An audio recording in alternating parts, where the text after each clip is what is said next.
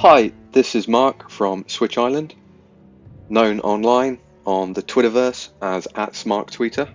You can find me on all things Switch Island, including this. This is an updated review, this time with video. I'm going video. For the game Wulverblade. Now, back in December of 2018, I gave Wulverblade an 8.6, and I said lots of nice things about it on the written review. But there have been some changes since, and I thought it would be a nice opportunity to go through my original review and update it with the things they've changed and give it a final new score. So, feel free to watch along as you watch some content from the game, and I'll tell you all about it. At its core, Wulverblade is an old-school side-scrolling beat-em-up. Predictably, for one of those, there are the three characters to choose from: Caradoc, Guinevere, or Brennus. And the setup of the game has you fighting your way through hordes and legions, quite literally in this case with Roman legions. You move sideways, you avoid hits, you combine attacks, you throw stuff you pick up, heads and things. If you've played Golden Axe, you'll be right at home. There's even the same sorts of classes of heroes. Caradoc is your all-rounder, Guinevere is more nimble but fragile, and Brennus is slow but strong. We've all been here before. But Wulverblade has serious atmosphere and style. It was quite obviously and visibly here, you can see that, a labour of love for its Manchester-based developers. Go Brits! Its cartoon stylings are gorgeous. I frequently felt the need to gush about the art direction with my co-op partner while I was playing, and the game flows really well. There were no sort of hiccups, no frame rate problems, and the character movement and the control is responsive and fun. Coupled with the naturalistic sound effects and those properly accented northerners, I found I was grinning a lot. Be warned though, the game is bloodthirsty. There are chopped limbs and spurting bloodstreams and shouts for help. But, you know what? There's history too. It's educational, seriously.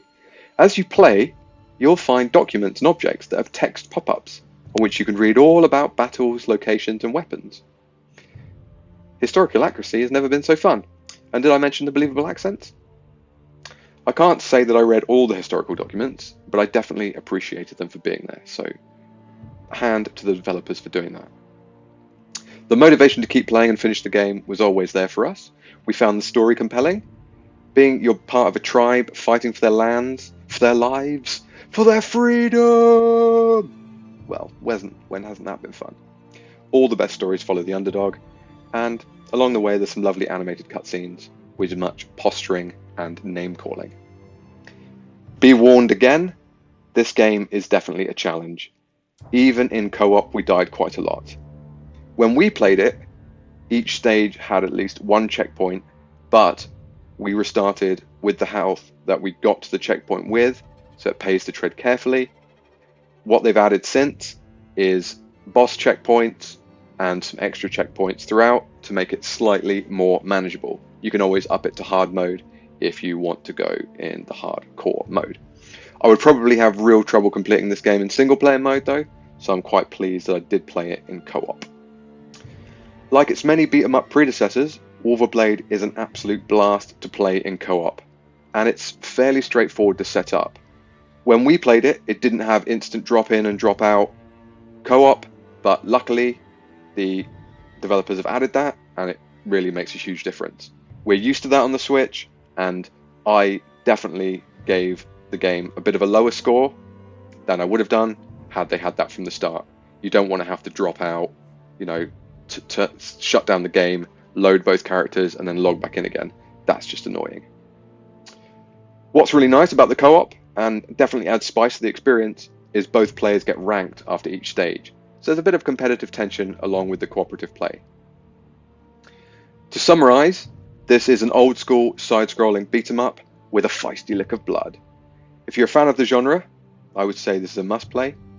If you like good, tough co-op experiences, then definitely give this a good hard look. The only issues we had were the lengthy load times, which have also been fixed to some extent.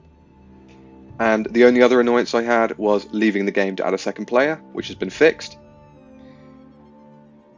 Overall, history lessons were always at their best when they featured death, betrayal, and lots of gore. And Wulverblade is no exception. It has all of that and more, and is plentiful fun. If you like this sort of game, get it. I gave this game originally an 8.6. I would now upgrade that to a 9 with the improvements that have been made since. Check it out. Thanks for listening and watching. This has been @SmarkTweeter.